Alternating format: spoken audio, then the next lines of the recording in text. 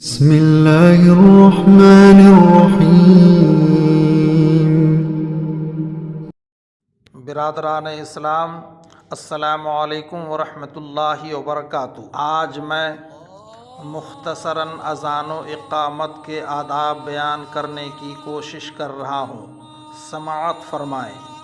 جب اذان ہو تو خوب غور سے سننا چاہیے اور اس کا جواب دینا چاہیے۔ اس وقت بات چیت کرنا منع ہے، یہاں تک کہ سلام کرنا یا کسی کے سلام کا جواب دینا بھی منع ہے۔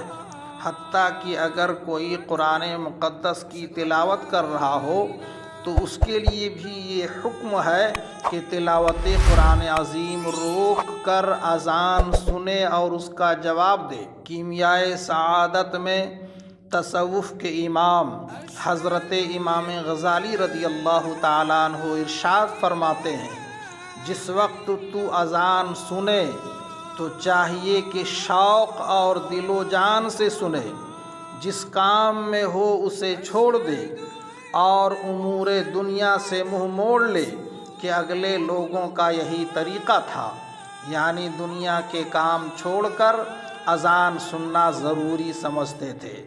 اور فرماتے ہیں، لوہار اگر ہتھوڑا اٹھائے ہوتا تو اذان سنتے ہی رک جاتا، پھر اسے نیچے لا کر لوہے پر نہ مارتا۔